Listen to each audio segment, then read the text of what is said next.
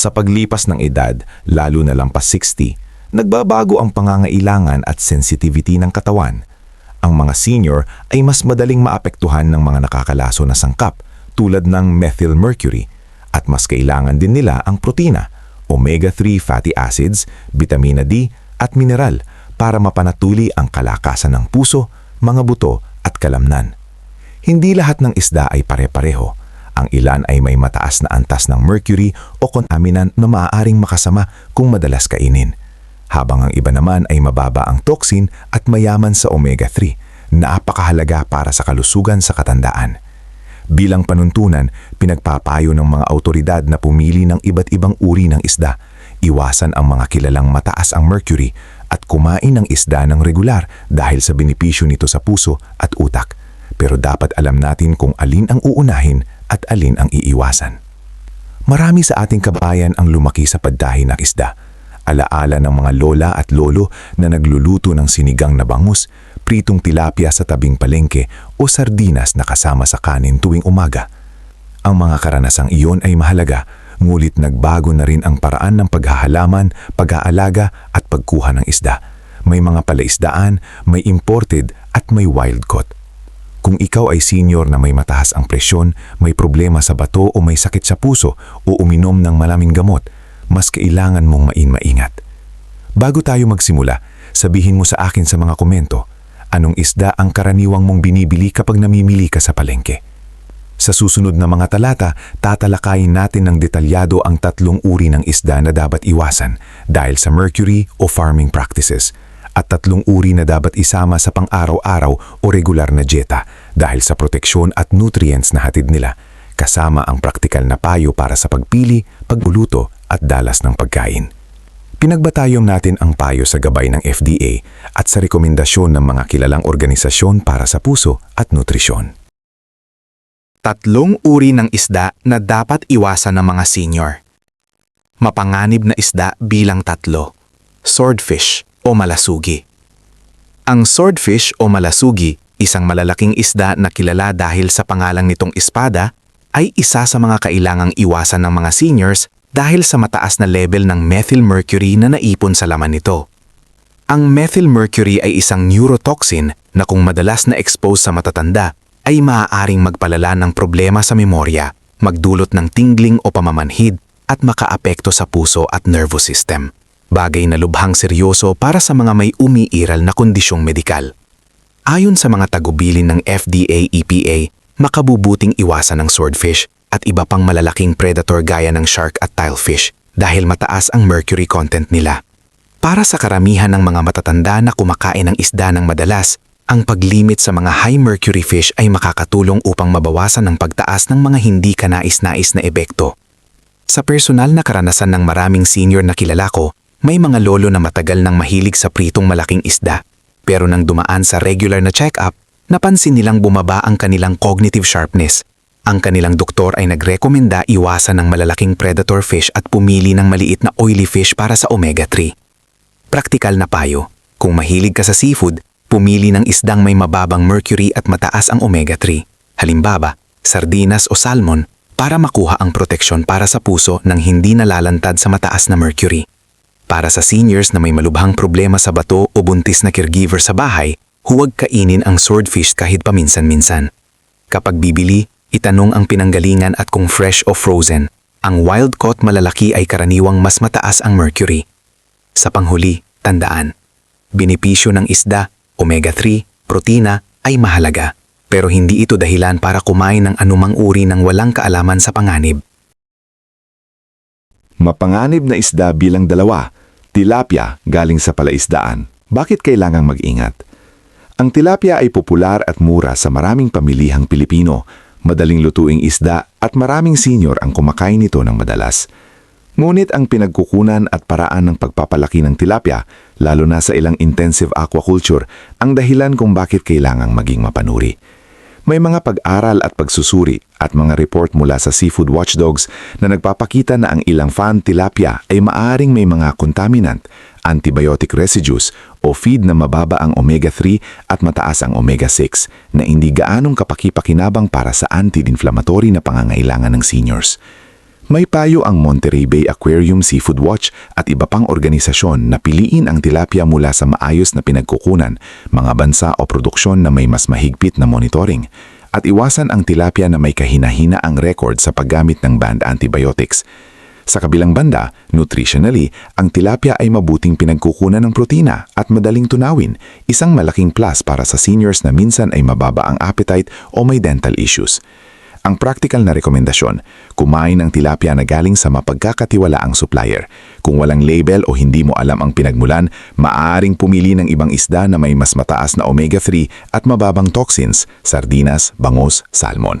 Sa eksperyensya ng ilang nakakausap kong mga caregiver at senior, kapag lumipat sila mula sa mura ngumit hindi matiya ang pinagmulan, napansin nila ang mas mabuting energy at mas kaunting digestive complaints. Para sa senior na nagtitipid, magandang alternatibo ang maliit na canned fish na may label ng pinag-ugatan o lokal na bangus na may mababang contamination record. At laging hugasan, lutuin ng maayos, halimbawa pakuluan o steam, para mabawasan ang microbial risk. Iwasan din ang pagkaing hilaw o diluto ng husto. Mapanganib na isda bilang isa. King mackerel o tanigi. Bakit iwasan ng seniors? Ang king mackerel, kilala rin bilang tanigi sa ilang rehiyon, ay kabilang sa mga isdang may mataas na mercury na inirerekomendang iwasan ng FDA, lalo na ng mga buntis at mga bata, subalit dapat ding mag-ingat ang mga seniors. Ang mga malalaking migratory predators tulad ng king mackerel ay nagkakaroon ng mataas na bioaccumulation ng methylmercury dahil kumakain sila ng maliliit na isda na may trace mercury. Sa paglipas ng taon, habang madalas na nakakain, tumataas ang total exposure. Para sa isang senior na may matagal ng hypertension o abnormal na rhythm sa puso, ang dagdag na toxic burden ay maaring magpalala ng mga sintomas. Minsan sa buhay ng isang senior na kakilala ko, may matagal ng pananakit ng ulo at panlalabo ng mata na hindi agad maipaliwanag. Pagkasuri, napag-usapan sa doktor na bawasan ang pagkonsumo ng malalaking predator fish. Praktikal na payo. Isama sa dieta ang maliit na oily fish, mababang mercury, mataas ang omega-3. At limitahan ang intake ng king mackerel o iwasan ito kapalit ng ligtas na alternatibo. Kung bibili ka ng mackerel para sa lutong bahay, mas mainam ang piliin ang mga maliliit na species ng mackerel o sardinas na listed ng FDA bilang mababa sa mercury. Iwasan ang malalaking king mackerel o tiger mackerel na kadalasang mataas ang mercury. Bilang dagdag, siguraduhin na ang senior ay may regular na blood tests at follow-up sa doktor kung may alalahanin sa neurocognitive function o cardiac health. Kung nanonood ka pa rin ng video na ito at nakakatulong sa iyo ang mga impormasyong ito, paki-comment ng numero 1 sa ibaba para malaman kung nandito ka.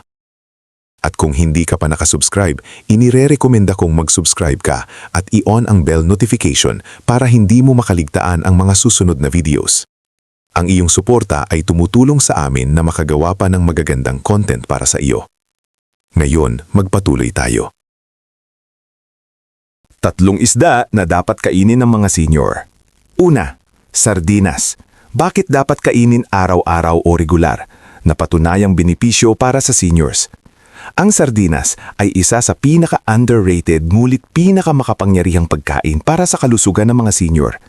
Maliit man ang isdang ito, napakalaki ng naitutulong nito sa katawan, lalo na habang tumatanda. Ayon sa maraming proven research, ang sardinas ay mayaman sa EPA at DHA, dalawang uri ng marine omega-3 fatty acids na direktang nakakatulong sa kalusugan ng puso, pagbaba ng triglycerides at pag-iwas sa pamamaga ng mga ugat. Para sa mga senior na may alta presyon o mataas na kolesterol, ang regular na pagkain ng sardinas ay konektado sa mas mababang panganib ng heart attack at stroke. Hindi lang puso ang benepisyaryo. May mga pag-aral ding nagpapakita na ang omega-3 mula sa oily fish tulad ng sardinas ay may papel sa pagbagal ng cognitive decline, kabilang ang paghina ng memorya at konsentrasyon.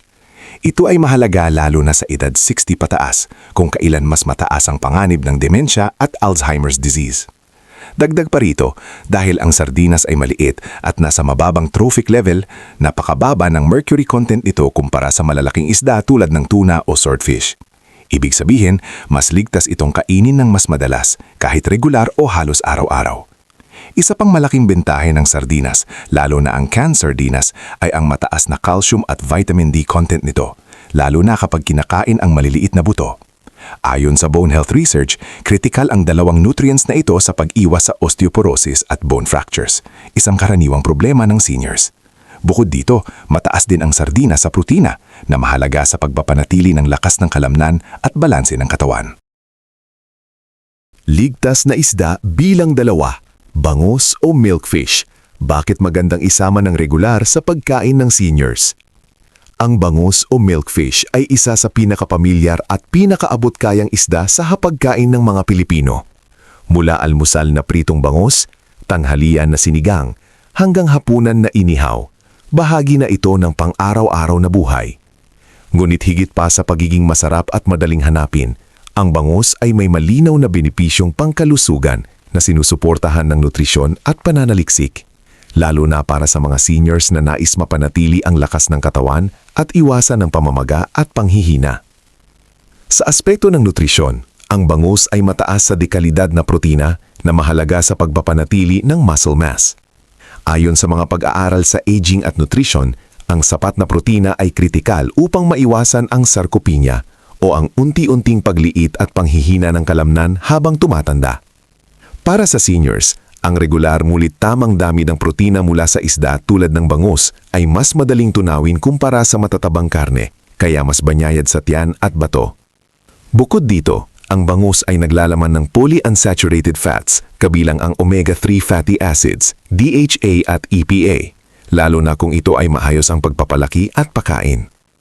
May mga lokal na pag-aaral sa Pilipinas na nagpapakita na ang bangus ay may makabuluhang DHA content na mahalaga sa kalusugan ng puso, utak at kasukasuan. Ang omega-3 ay kilala sa kakayahang magpababa ng chronic inflammation na karaniwang sanhi ng pananakit ng tuhod, balakang at pangkalahatang paninigas ng katawan ng mga nakakatanda. Mahalaga ring tandaan na ang paraan ng pagluluto ang susi sa tunay na benepisyo ng bangus. Mas inirerekomenda ng mga nutritionists ang sinigang, nilaga, paksiw o inihaw kaysa sa malalim na prito dahil ang sobrang mantika ay maaring magpataas ng kolesterol at blood pressure. Para sa seniors na may hypertension, diabetes o sakit sa puso, mainam na bawasan ang asin at sausawan at palitan ito ng kalamansi, luya, sibuyas at gulay. Batay sa praktikal na payo ng mga caregivers at health workers, mas mainam pumili ng bangus mula sa malinis na palaisdaan o mapagkakatiwala ang lokal na mangingisda upang maiwasan ang kontaminasyon. Para sa may problema sa pagmuya, ang tinatad, hinihimay o nilagang bangus na walang tinik ay ligtas at madaling kainin.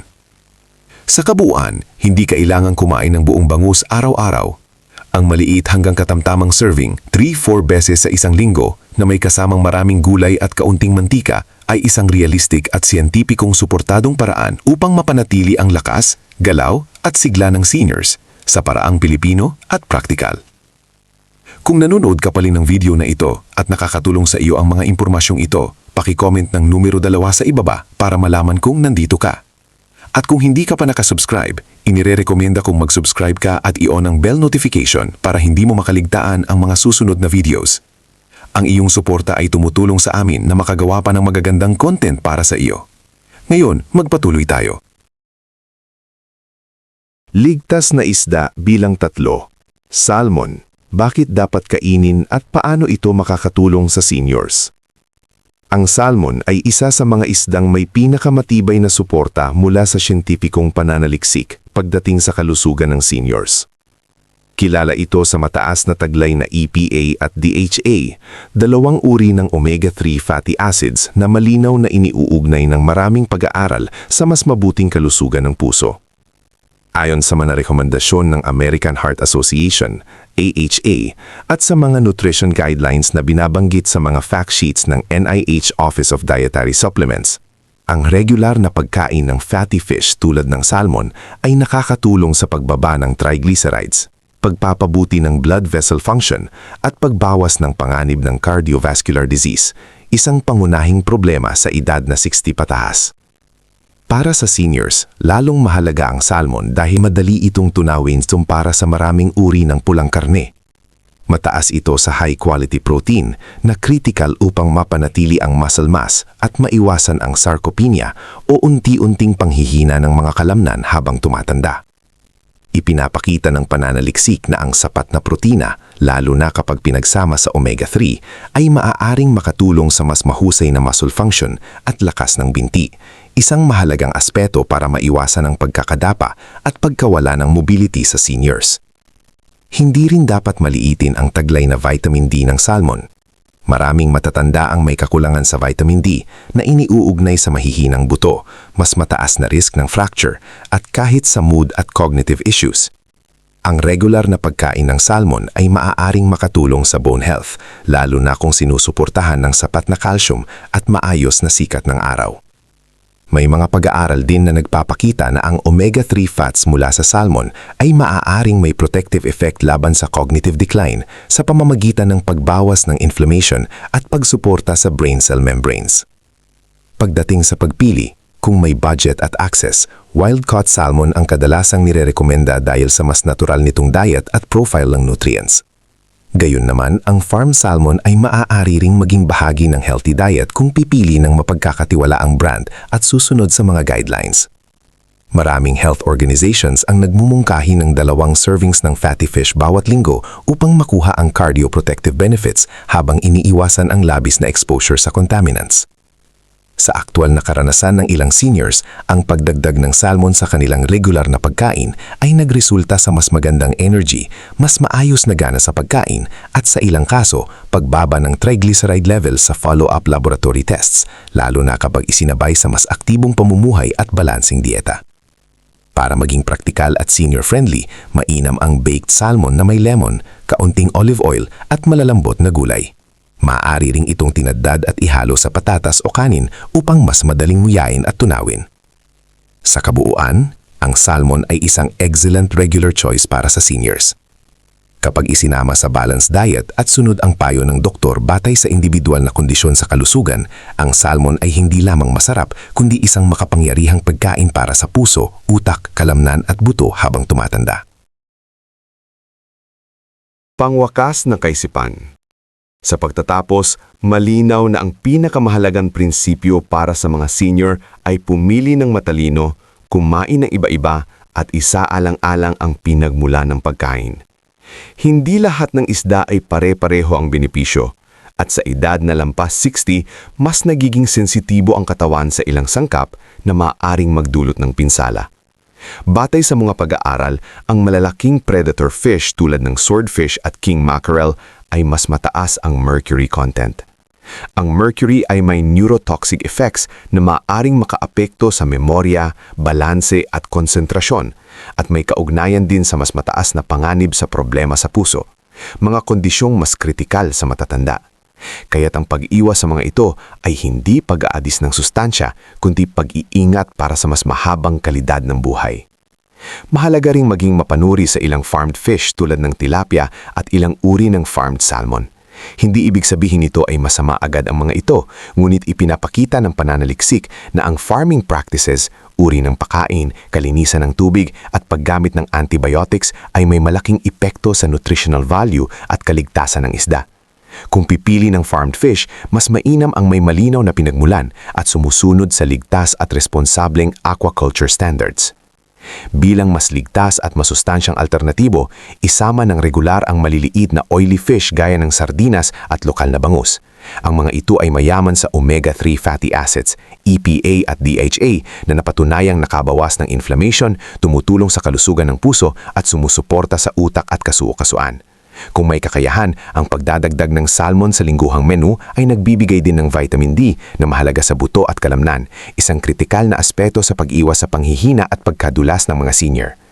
Isang practical na plano para sa balanced fish intake, targetin ang 2 servings ng fatty fish bawat linggo, halimbawa sardinas o salmon, isama ang bangos o maayos ang pinanggalingang tilapia 1 to 2 beses kada linggo at tuluyang iwasan ng swordfish at king mackerel. Para sa may chronic disease, umiinom ng maraming gamot, may problema sa bato o may mahina ang immune system, napakahalagang kumonsulta muna sa doktor o nutritionist bago baguhin ang diet. Ipinapakita rin ang karanasan ng maraming Pilipinang senior at caregiver na kapag maingat ang pagpili at may tamang balanse, bumubuti hindi lamang ang lakas at gana kundi pati ang mental well-being dahil ang pagkain ng isda ay madalas kaakibat ng comfort food at masayang salusalo ng pamilya. Huling paalala, ang paraan ng pagluluto, steam, bake, braise at paghahanda, bawas asin, dagdag gulay ay kasing halaga ng uri ng isda. Kumain ng ligtas, kumain ng may kaalaman at kung may alinlangan, magpa-check up at humingi ng payo sa profesional.